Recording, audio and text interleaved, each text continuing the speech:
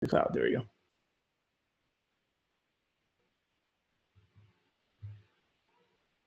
Hi, everybody. Welcome to the Friday edition, the July 28th, 2017 edition of the Intuit Developer Friday Morning Hangout. I'm your host, David Leary. I'm the Intuit Small Business Ecosystem Evangelist. Today, we have something very, very exciting that a lot of people have been asking about for a long time. Today's topic is OAuth 2.0. It's finally here for the QuickBooks API. We have three special guests that have worked on the project, two of the engineers and the product manager that are going to join us, so they can answer any questions that you have about the OAuth 2.0 for the QuickBooks API. Vishal Agarwal is going to be on. He's a product manager. Ryan Masura is on, and Vamsi V is on. And so I'll introduce all those guys, but first, just a couple of housekeeping announcements. Like always, we'll jump through. If my slide would advance. There we go. Don't forget, the Small Business App Showdown is winding down. I think officially there's 18 more days for you to get your app live on apps.com. So for some of you who haven't built your app yet, it's probably not going to happen this year, right?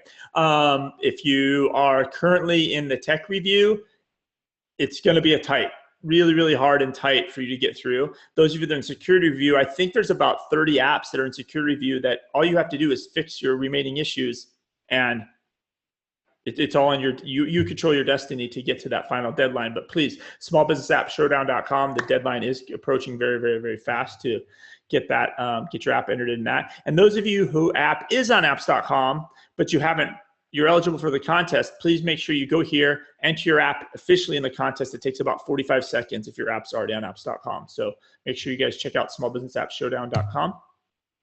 And then the other thing is QuickBooks Connect is coming in November. This is going to be in San Jose.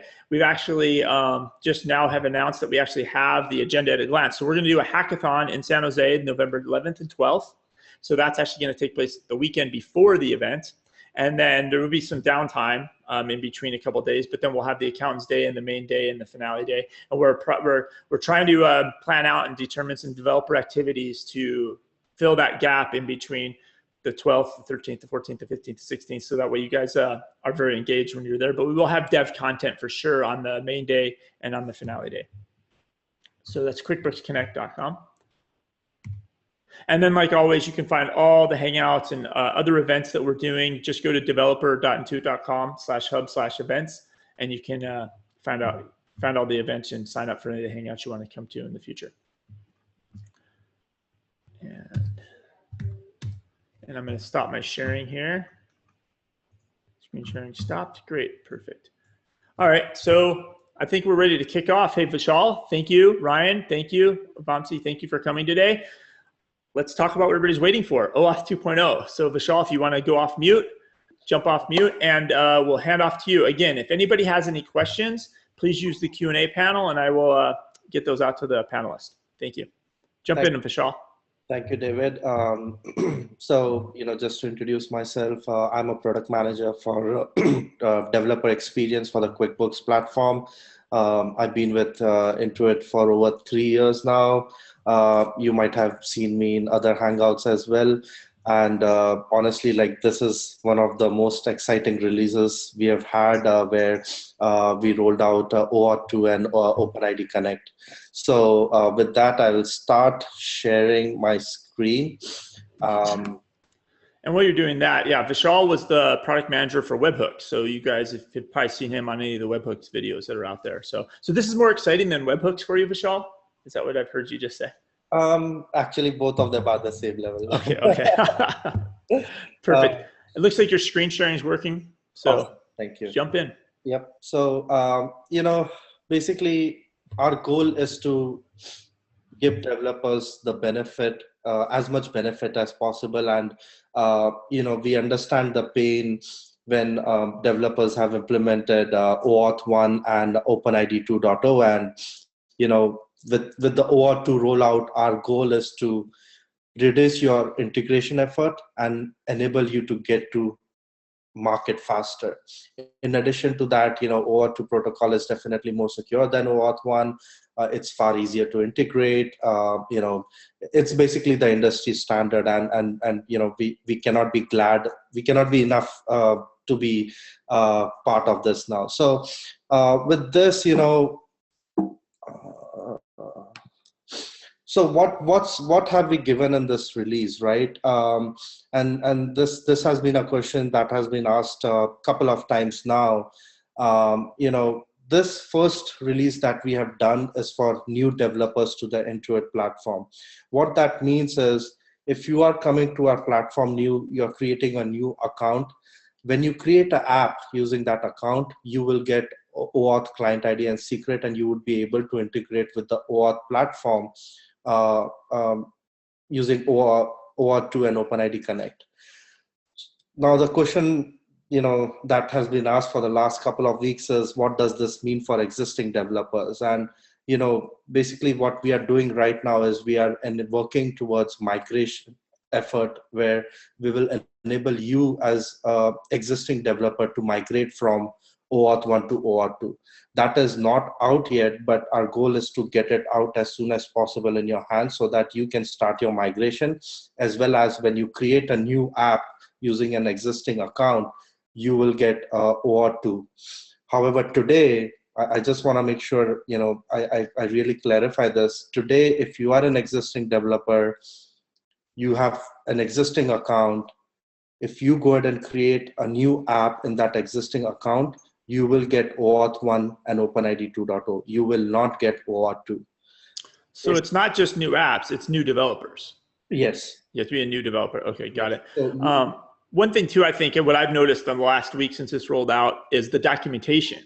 Yeah. So by default, all the documentation on the site, when you search for OAuth, you're going to get all the OAuth 2.0 documentation. And at the top, it talks, there's a link to the OAuth 1 documentation. So just be very careful for you existing developers if you're trying to look for resources and documentation. You're in the correct documentation. So it is if you're not paying attention, you wind up getting in the wrong one. I've done that. I almost sent somebody the wrong links this week because I was in the wrong documentation. So just something to be aware of. Thank you, David. That's a very good call out. And you know, in a moment, I will go through how you can determine whether you got OAuth 1 or OAuth 2, you know, keys, and you know, how to move forward, basically. So, you know, with this, you know, we are very actively working on the migration. You know, just hold tight. It's really coming soon. With that, you know, I will dive directly into a demo now, you know, rather than going through slideware. David, just let me know if you can see my screen.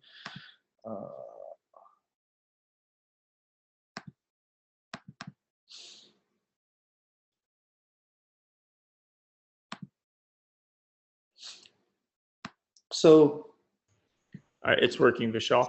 Perfect. Thank you, David. So as you can see, I'm creating a new account on the developer portal right now.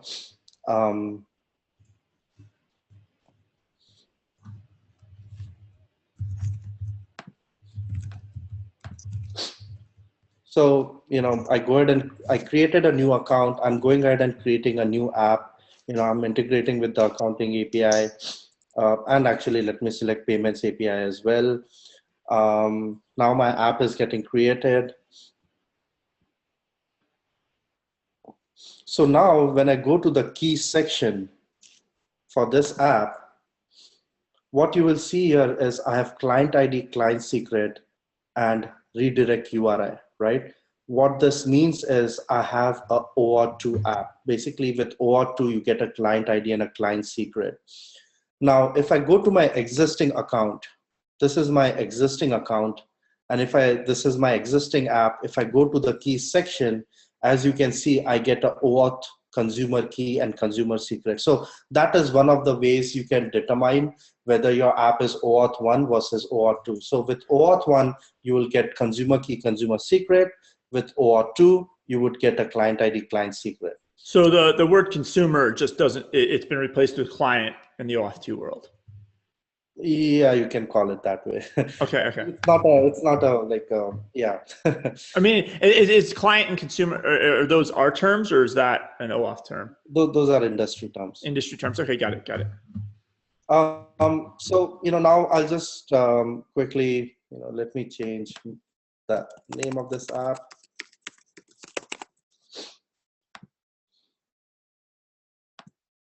And, you know, let me quickly jump to the OAuth playground. So, with this OAuth 2 release, we have rolled out this great new OAuth playground. And as you can see over here, it has automatically pulled in my sandbox company, my sandbox app. It has pulled in the client ID and client secret. What is important to read here is to use your own app's credential, you will need to add this URL to your list of redirect URIs. So in OAuth 2, you need to put in your redirect URI so that the OAuth flow can work.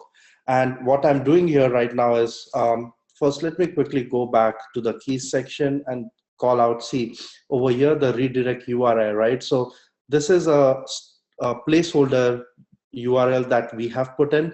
However, for the playground to work, the playground redirect URI has to be put in. So when I go here again, I'll click here. What this is doing right now is it's adding the redirect URI to the list of the redirect URIs in my keys section. So let me go back and show it to you. As you can see now, it has added this redirect URI. So this is very critical when you're working with the playground. And we got a lot of feedback in the last couple of weeks that it is a bit confusing. And what we are actually doing is, by default, when an app gets created, we will add the redirect URI or the playground redirect URI to your list of redirect URIs automatically. So you won't have to go through this flow. So let me go through this right now. As you know, with OAuth 2, there is this concept of scopes where, you can select the scopes for which you want access to. I'm just going to go ahead and select all the scopes for now. And with that, as you can see, this is a space separated values. This is the scope for accounting. This is the scope for payments, OpenID, profile, email, phone, address, right? So just to touch on that, Vishal, when you do the down arrow or the down menu on the select scopes again. So the two are definitely those are your APIs, right? Those are our API scopes. OpenID is OpenID. The profile, email, phone number, address, that's coming from the user's entity or the user's ID. It's not being pulled from the QuickBooks data file. That is not the QuickBooks API address field. That is the address for the identity. Correct. That's the address, profile information of the profile. user, okay. Who will be single signing on, for that app basically. Got it. Perfect. Thanks for clarification. So the first step is, where I do get authorization code. When I click on it, it will take me through the authorization flow. It's saying, I allow my sandbox company to talk to my awesome app. I authorize it. Now I'm back on the playground. I got the authorization code. This is the authorization code. And now what we have done is we have automatically filled in the company ID as well, based on this sandbox company. And, now I can use this authorization code and get the access token. Now, as you can see here, we have the request for the retrieval of the author tokens. There's a response. This is your refresh token. This is your access token. You have the issuer. Now, as you can see here, we also call out that your access token is going to expire in 60 minutes. And I'm going to go into the access token and refresh token policies in a bit, but I'm just going to copy this for just a moment here. Now, call API. So I can do a get company info API call. That's the accounting API call. I can do a submit charge, which is the payments API call. And I can do a get user info call, which is the OpenID connect or the user profile call. So when I click on the get company info, it's gonna go use that access token and get information about my company info for that sandbox company. And this is the company info. Similarly, if I do a get user info, it went and got my user information. My email address, is my email address verified? It says no, because I just created it. Now, finally, there is a fourth step over here where you can actually refresh your access token. So, as I said, the access token expires in 60 minutes. the refresh token has a expiry of at least 100 days, but you can always refresh your access token using your refresh token. So as you can see here, I just refreshed my access token, and again, it's expiring in 60 days. Sorry, excuse me. So sorry about that. So this is basically the OAuth playground. When you're starting off, you can use the playground to see, how the protocol is working, and start understanding the request and the response and things like that. So at a high level, this is all about OAuth to OpenID Connect, the scopes, the redirect URIs, how do you get the authorization code, how do you make the API calls, the access token, and the refresh token. What I'm going to do now is I'm going to hand it over to Vamsi and Ryan, who are going to actually dive into the code of a sample app and tell you how exactly each of these work. So Ryan and Vamsi, please take it away.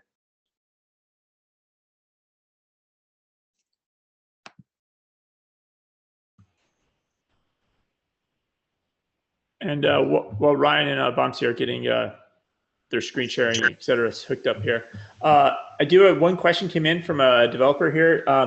Jack actually says, I'm an existing developer, so if I want to use OAuth 2.0 or just learn it, I have to create a new developer account. Is that correct? That is correct, yeah. That's correct, okay, yeah.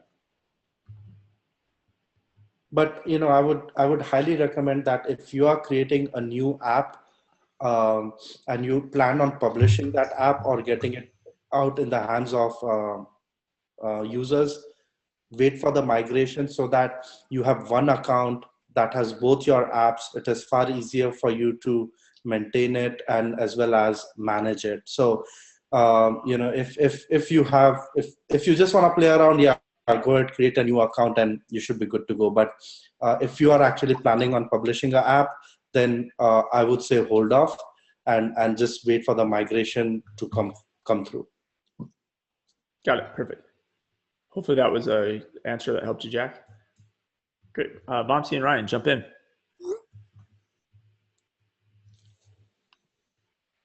I think Wamsi was going to take over, but I don't know what he's doing right now. If he doesn't. Oh, there you go. He's screen sharing. Perfect. Okay. Are you guys able to hear me? Yes. Yep. Okay. So, here is the sample app actually. So you can go to github.com and you can go to Intuit. Vamsi, you are not sharing your browser. Oh, okay. Let me do that. Yeah, you might have to stop and then do a share desktop to flip back and forth. You see it now? Yep. Yes, thank you very much. Yeah, so all I've done is I've gone to this GitHub repository and I've cloned the Java sample application, which I'm going to walk you guys through. And it's called OAuth 2 Java with SDK. So this sample not only says how to integrate with OAuth 2, it also shows how you can use the SDK, the Java SDK that Intuit provides to access some of these utilities, right? So let's get started. So all I've done is I've started this application, and a few prerequisites for this are I've logged in as a developer, and I've got myself an OAuth 2 application, and I have a client ID and secret, which I've then taken it and I've put it in this application.properties file, and wherein these are my application credentials that I've configured.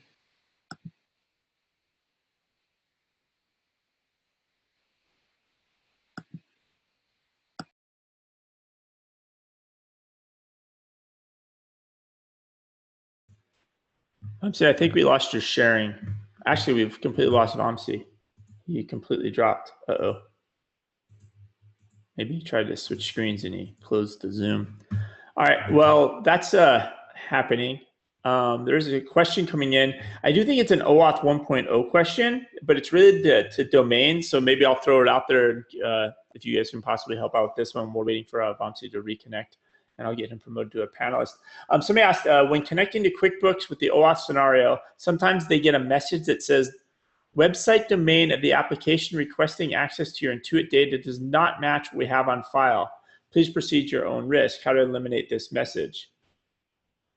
And then he said, even if the domain matches, he still gets the message.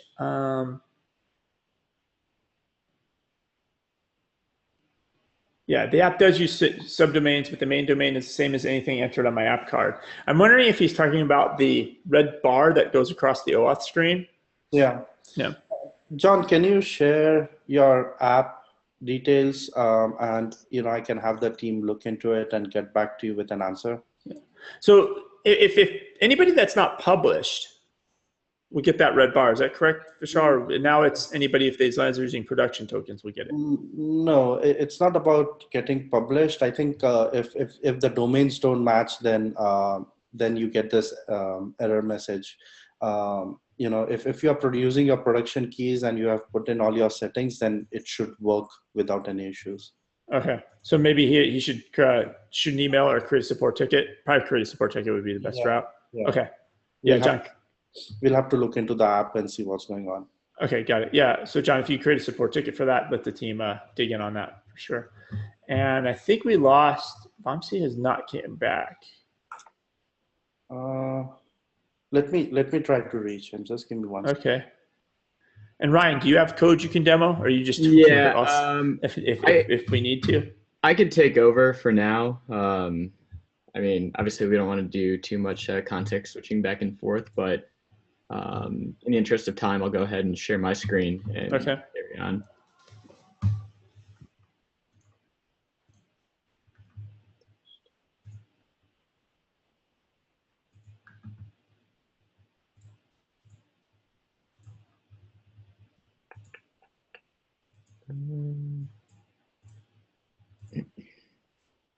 Okay.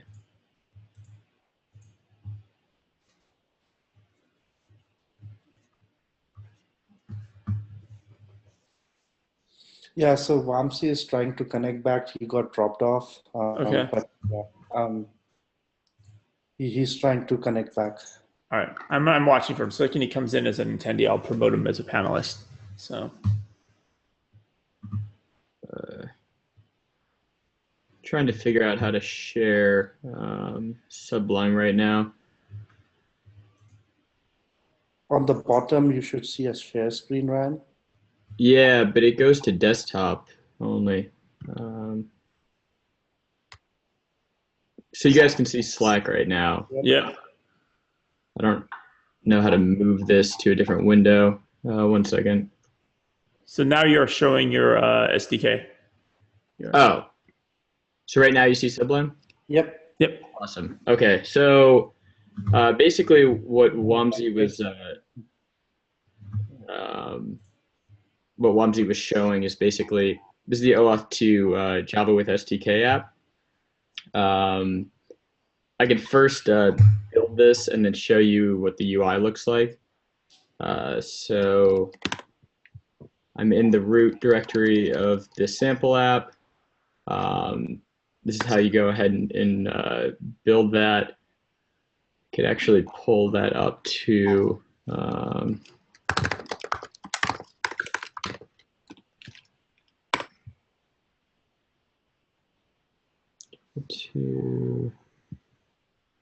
SDK. Yeah, so as Wamsi pointed out, at github.com Intuit developer, we have all of our SDKs, some all of our sample apps, some using our SDKs that were built in-house or some without. So at this time, Vishal, do all the SDKs have support for OAuth 2 right out of the gate? Yep. Ready to go? Yes. Perfect. There's no, they're not trailing, months later release. That's awesome. Yep. So in the README here, you'll see that this is what I'm doing to compile the app locally. And then it's running on localhost at that time. So here, okay, so I ran. Could you make your command line a little bit bigger, possibly? It's Yeah, really definitely. Teeny. Okay. And then maybe increase the font too. One sec.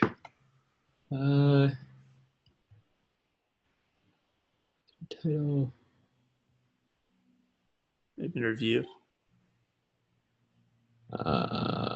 Under view, maybe. Oh. Bigger. There you go.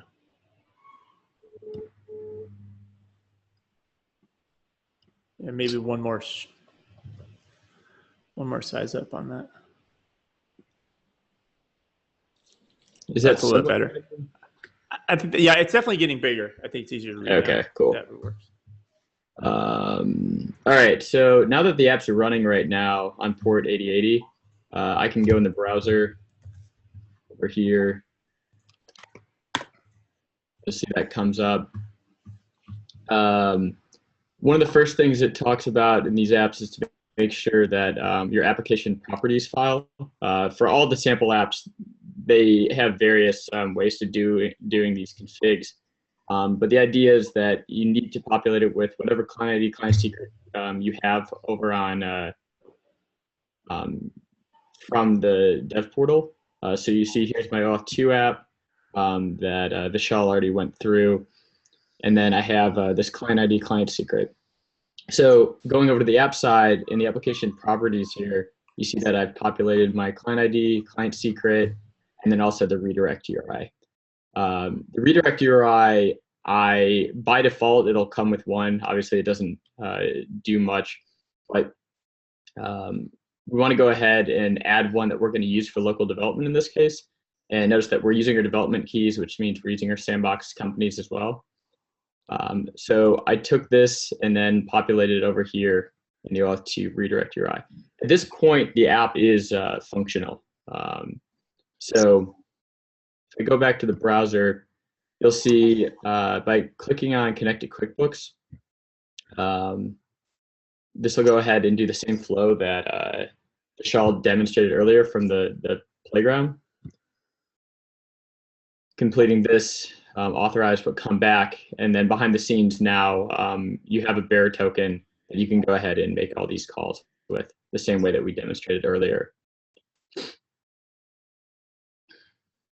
So I can refresh that, and then I can ultimately go ahead and revoke that and go home. So just taking that use case, we can dive into code and look at what's going on behind the scenes over here.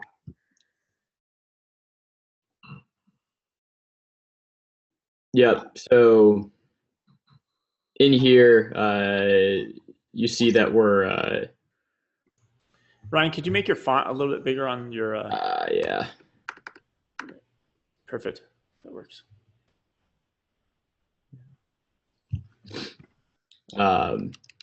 Yeah, so you can see here that these are all handlers for the Connect to QuickBooks button, Sign with Intuit button, all the ones that you saw behind the scenes.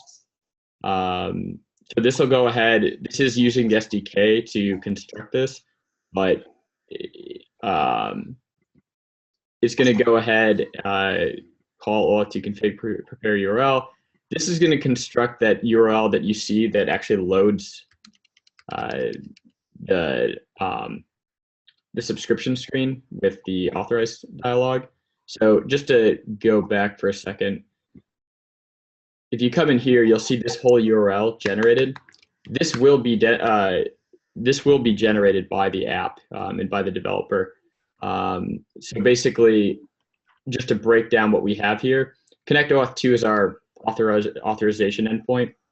This will kickstart the whole authorization flow. It'll load the screens to ultimately redirect back to your app.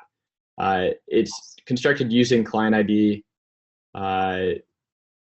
response type, which is a required parameter, and then the scopes that you want. You can see that's passing in accounting. And then ultimately, here's the local host redirect URI. So this is what we're going to redirect back to on the app side. And then ultimately, yeah, that'll redirect back. Okay.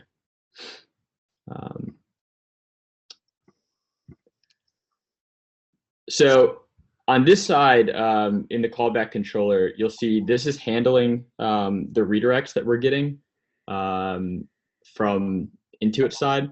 So basically, when clicking on the authorization button, you saw that redirect happen back, and it says, now you're connected. Behind the scenes, what's going on is it's redirecting to the OAuth 2 redirect, which is what we plotted in our app.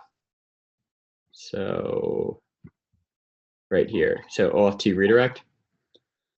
So once you redirect back to here, you'll see that there's the incoming code parameter that we redirect back to, along with a few other parameters. But this is the parameter of interest.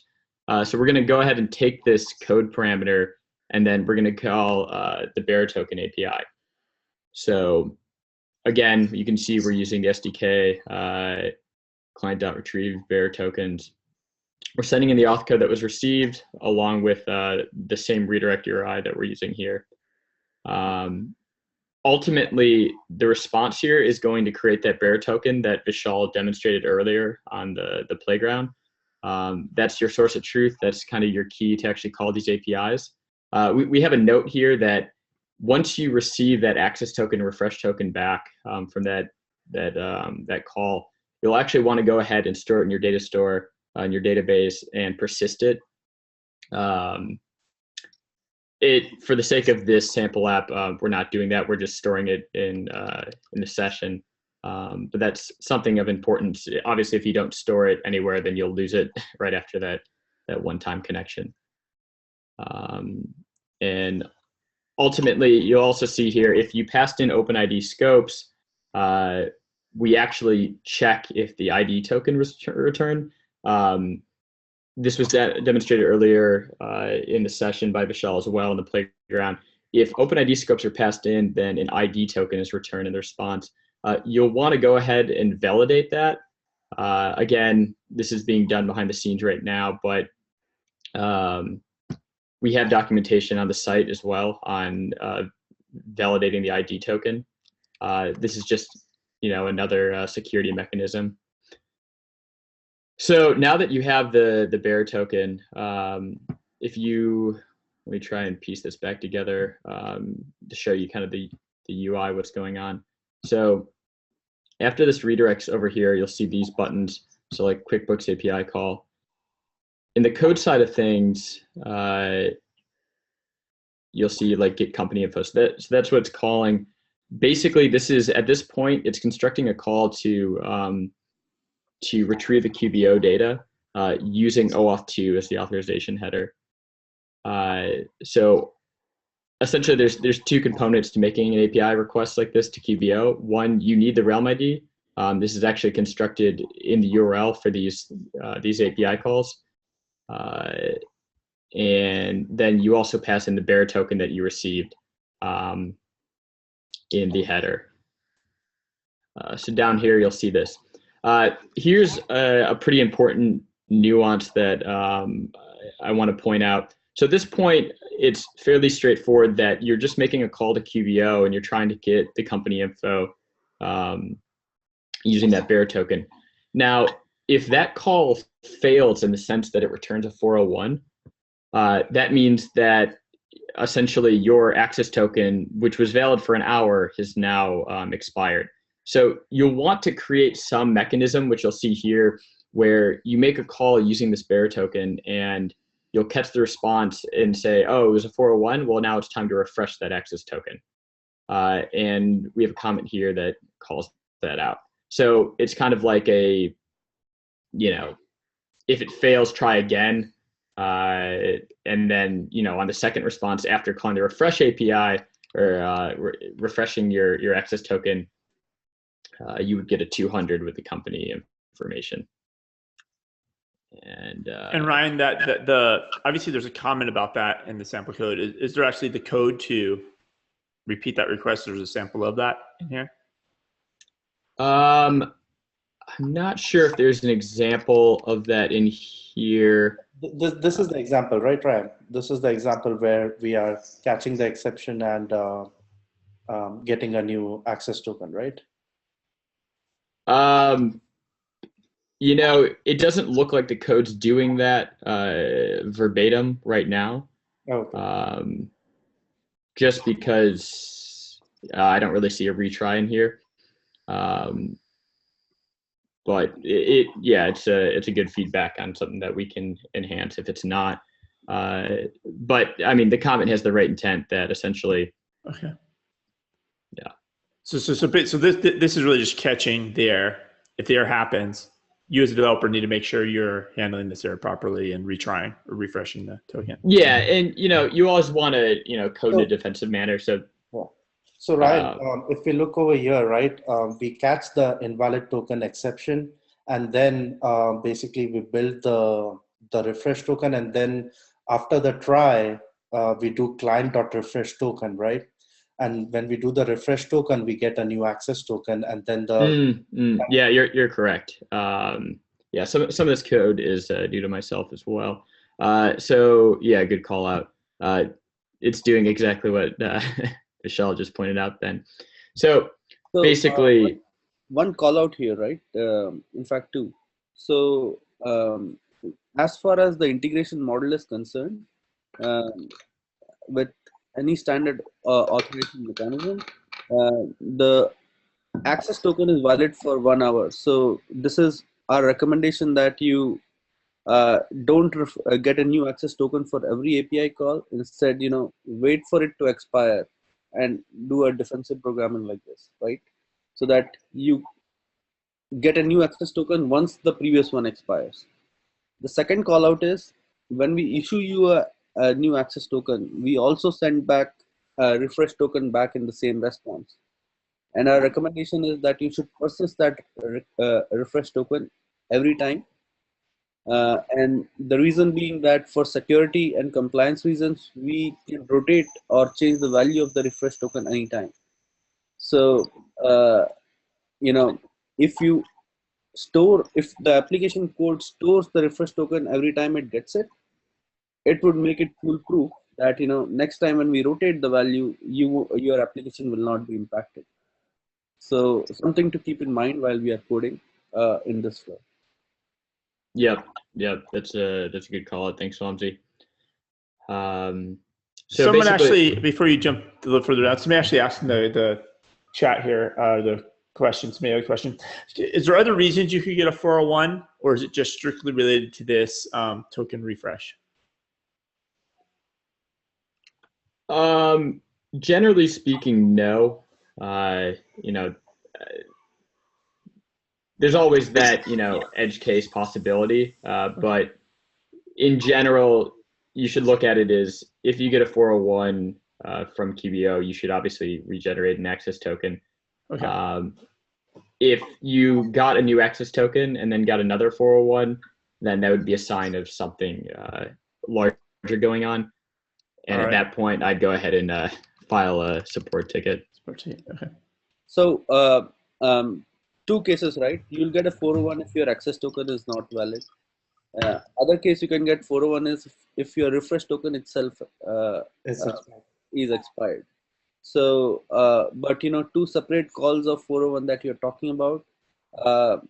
When we are talking about an explicit, V3 API call as we make today, and we get a 401, it should be access token expiry. The refresh token expiry 401 will happen when you make a call to get a new access token. That is the time when you would get a 401 for a refresh token.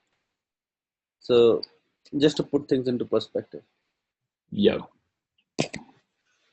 Okay, so that kind of wraps up the whole calling a V3 service, catching the expired token, and then retrying it again. Over here, you'll see essentially the same setup of what we're doing in the catch scenario. So if I go back to the app, you'll see that we have these buttons to continue to refresh the access token, same way that it's done on the playground. And same idea here. All it's doing is actually leveraging the same SDK call to refresh the bearer token. Nothing too specific to show there. Over on the revoke token side, basically this is just demonstrating that a call to our Revoke API. I don't have the spec in front of me for that, but this takes in a refresh token or an access token along with your client credentials that it's getting right here, and then we'll actually revoke that token. So I can go ahead and show that. So after revoking it, now trying to make a QuickBooks call, you'll see that response failed.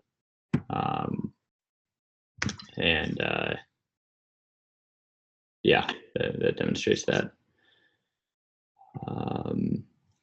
So at this point, Wamsi, I don't know if you had anything to add specifically on this, the code part here. Otherwise, we could open it up for questions. Ryan, before we open up for questions, I do have a few more content I would like to go over. Vamsi, do you have anything to add before I go over my content?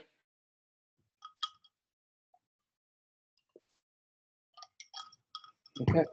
And I don't know if you're going to catch this, Vishal, but if you can cover the documentation as well, show everybody where that's at, that would be helpful too. Thank you.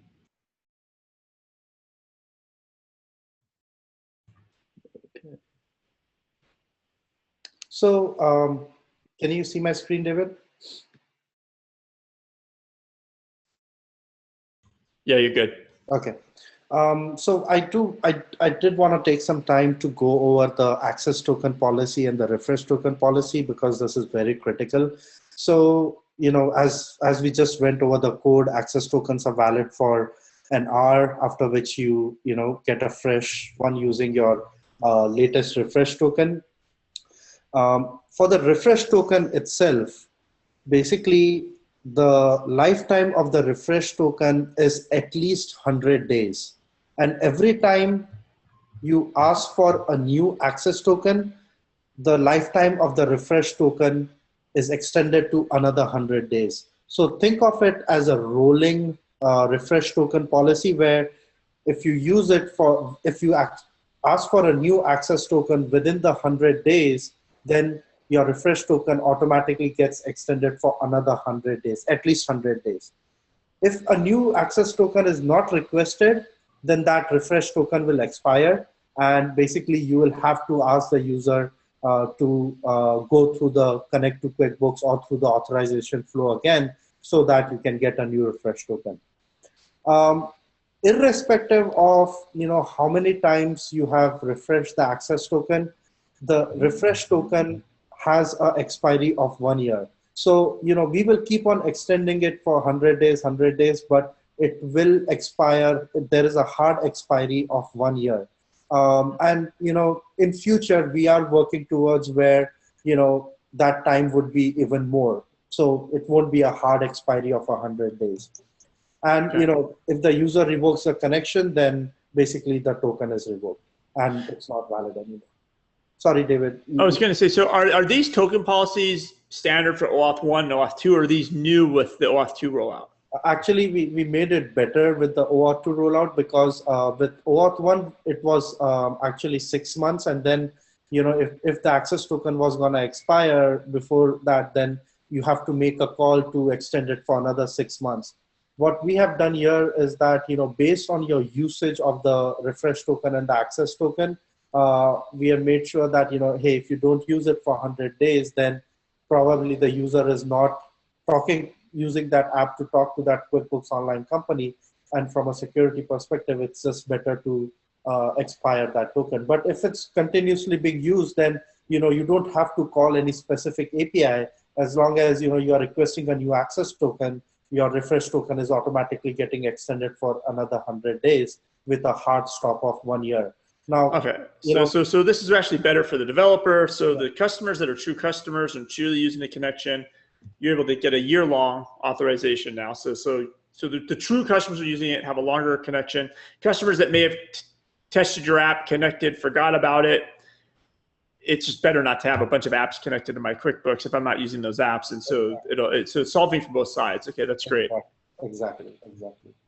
So, just wanted to make sure everybody understands the refresh token and the access token policy. I wish Facebook did that, because I have a bunch of apps that I just have to go in and clean house because they just connect forever. They never seem to disconnect. We have updated our SDKs, and you can find them on our GitHub repo. Here is the GitHub repo. We have a lot of samples that we just went through. It's all on our another GitHub repo, which is Intuit Developer. We have two GitHub repos. One is github.com/Intuit, where all our SDKs are. And we have another GitHub repo, Intuit Developer, where all our sample apps are. And 2 or 3 Hangouts ago, so if you go back in the YouTube history, you'll find Diane DeRosa. She actually covered all the sample code, all the different GitHub repositories, all of that type of stuff. So they know, like Vishal said, there's 2. Those videos will talk about why there's 2, what's in each one, etc. Yep. So with that, I will quickly go over the docs.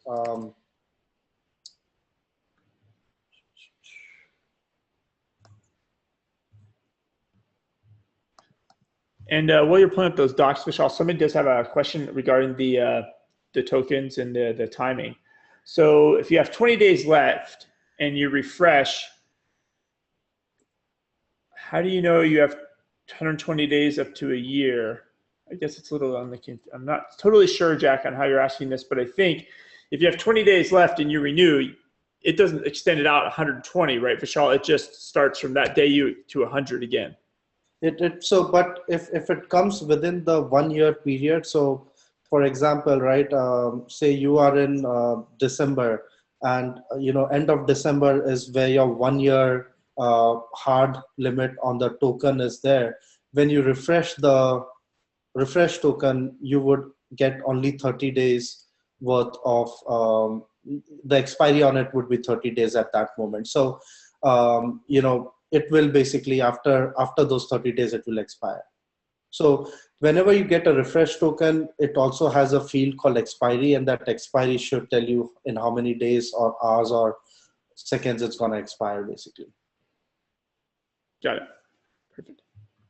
So all our docs are, right here. Basically, you click on Essentials, you click on Authentication. Vishal, it's just a blank screen. I don't think you're sharing. Okay. We can imagine what it looks like. There we go. Perfect. Okay. So, I'll start from the top. You click on API Docs and Tools. You go to Essentials. Basically, you click on Authentication and Authorization. We have put in this new page where we discuss OAuth 1 versus OAuth 2, and what is the criteria for getting OAuth 2, what are the different things, side-by-side comparison, consumer key, client ID. Oh, great. This is a good, useful doc. Then, implementing OAuth 2, all you need to know about OAuth 2 is right here. We also describe the OAuth playground for you. Then OpenID Connect is where, you enable the single sign-on and you implement the single sign-on with OpenID Connect. So, everything you need is right here. If you are on OAuth 1, then, you can look at similar documentation here. And with the rollout of this, I know you've mentioned OpenID Connect. Can you kind of compare and contrast that versus the current OpenID implementations that we're using? So the best part about OpenID Connect versus OpenID 2.0 is OpenID Connect is a part of, it's built on top of OAuth 2. So you don't have to do like a completely different implementation as you had to do for OpenID 2.0. It's basically the same standard, and all you need to do is pass in the scopes. And, based on the response, look at the ID token and take it from there. So it's very, very simple for US developers to implement OpenID Connect if you have already implemented OAuth 2.0. Okay, awesome. That's great to know. So with that, I'll open it up for Q&A. Yeah, we have about 9 minutes left, everybody. I know some of you have been asking questions along the way, But yeah, if anybody has any more questions, please throw them out there. Give everybody a couple moments to do that. I'm trying to even think if I have any more questions at all. Are there any apps right now? Like if somebody wants to, are there apps live on apps.com that are using OAuth 2.0 yet that have published, or are they? Not at this moment, but I think, for developers, the best thing is we have a lot of sample apps, and the sample apps are written very nicely. So just go to our GitHub repository, GitHub.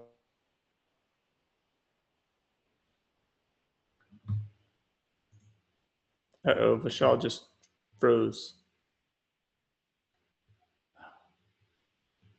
Ryan, are you frozen too? Did everybody freeze? Oh no, Ryan's not frozen. He's moving. Okay, that's good. I just don't move much. we missed. We might have lost Vishal, but I hopefully Vishal can still hear me. I think one thing, if I look at this rollout, it's really a testament to the team.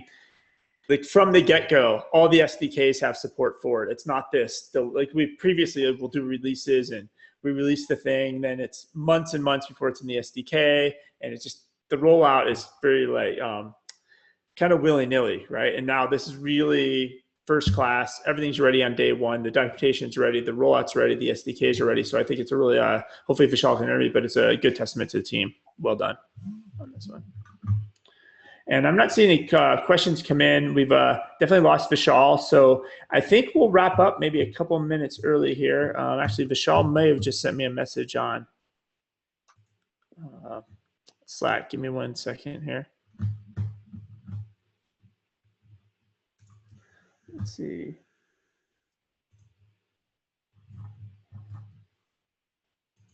Oh, his Intuit computer was forced to restart. So we got booted by an Intuit tech policy. So I think we're going to call that a wrap then. Hopefully all of you, again, go to the hub, the developer hub, event/events to see the future Hangouts coming up. Definitely you can watch this again on YouTube. Where you want to find out about all the GitHub repositories, there's another video on YouTube on that. And hopefully we'll be seeing you guys soon. Thanks, Ryan. Thanks, Vamsi. Thanks, Vishal. We'll see you guys next week. Yep. Thanks, guys.